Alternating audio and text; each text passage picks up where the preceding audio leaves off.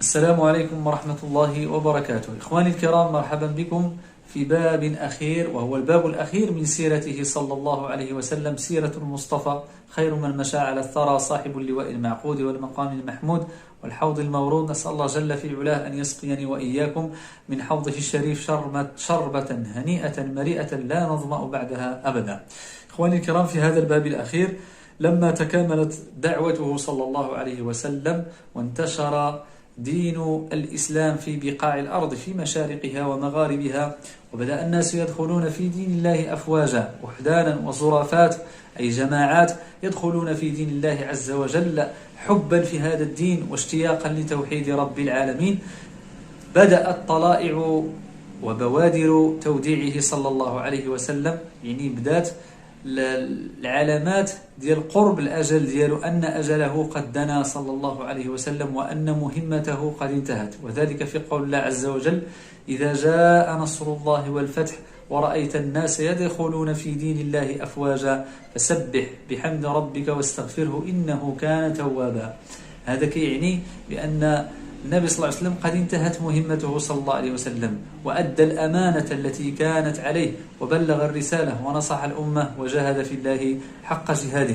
ولما نزل قول الله عز وجل: اليوم أكملت لكم دينكم وأتممت عليكم نعمتي ورضيت لكم الإسلام دينا، الدين كمل والقرآن نزل والسنة ديال الرسول صلى الله عليه وسلم كملات، فماذا بقي لرسول الله صلى الله عليه وسلم إلا أن يرتاح من متاعب هذه الدنيا ويلحق بربه جل في علاه، وأن تصعد هذه الروح الطيبة الطاهرة الزكية التقية النقية إلى بارئها.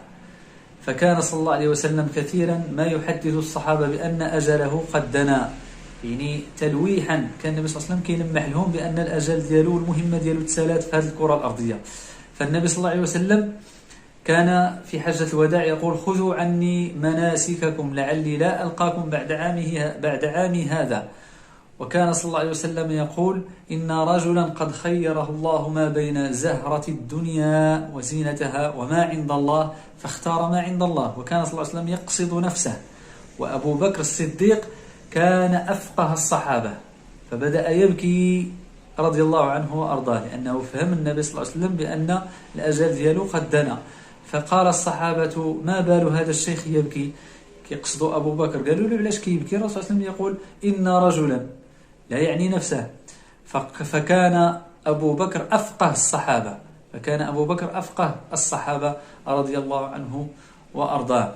والنبي صلى الله عليه وسلم لما بدأه مرض الموت، المرض باش يموت به النبي صلى الله عليه وسلم، الصداع والسخانة طلعت له صلى الله عليه وسلم في اليوم 28 من شهر صفر من السنة 11 من الهجرة، سنة 11 من الهجرة.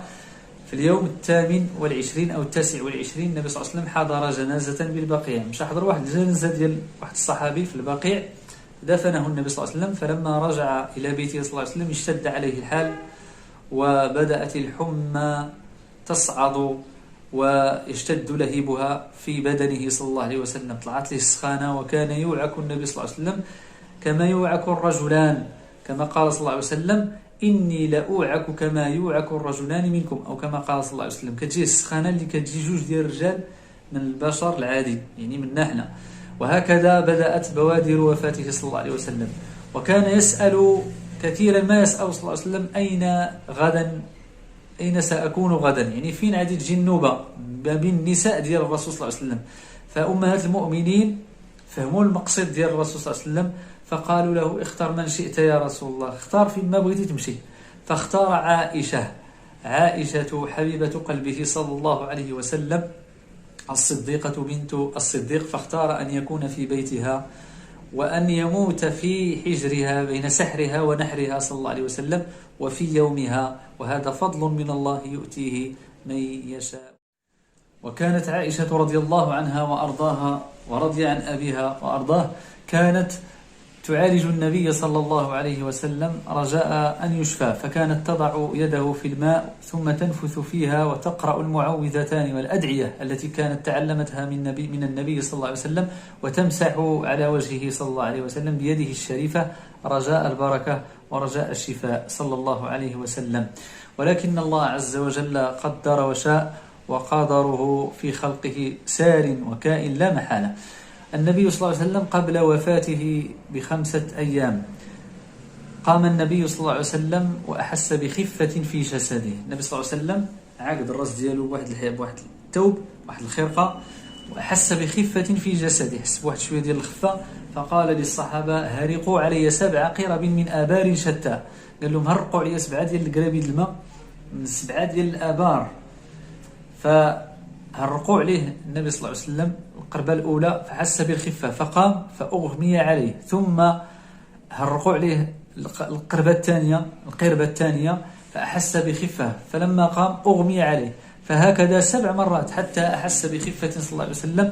فقام بين الفضل بن عباس وعلي بن أبي طالب حتى وصل المسجد النبوي ووضعوه على منبره الشريف صلى الله عليه وسلم، فبدأ يحث الصحابة ويعلمهم ويعظهم. شنو قال له النبي صلى الله عليه وسلم من بين ما قال؟ لعنة الله على اليهود والنصارى اتخذوا قبور أنبيائهم مساجد فلا تتخذوا قبري وثنا يعبد من بعدي. كان كينهاهم النبي صلى الله عليه وسلم عن الشرك والوثنية، يعني النبي صلى الله عليه وسلم كيحذرهم من أن يتخذوا قبره وثنا يعبد من دون الله عز وجل، يتمسحون به ويسجدون له ويعبدونه من دون الله. أن النبي صلى الله عليه وسلم بشر كسائر البشر، ولكن رفع الله قدره وأعلى شأنه بالنبوة صلى الله عليه وسلم.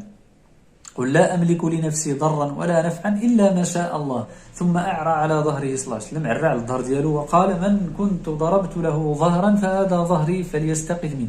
اللي كنت ضربته يعني من قبل المرض ديالو صلى الله عليه وسلم، قال له: ها هو ظهري يتفك مني هنا في الدنيا قبل الموقف العظيم الذي لا يظلم فيه أحد عند رب العالمين، ونضع الموازين القسط ليوم القيامة فلا تظلم نفس شيئا. شوف النبي صلى الله عليه وسلم كيفاش كان كيوجد رسول هذا اليوم اللي كيوقفوا فيه الناس أمام رب العالمين، فكيف بنا نحن؟ النبي صلى الله عليه وسلم حاشاه وكلا أن يظلم أحدا أو أن يضرب أحدا إلا في طاعة الله وبحق الله عز وجل. لا يغضب النبي صلى الله عليه وسلم أصلا، ما كانش كيغضب لنفسه باش يضرب ويظلم شي واحد، كان يغضب لله عز وجل.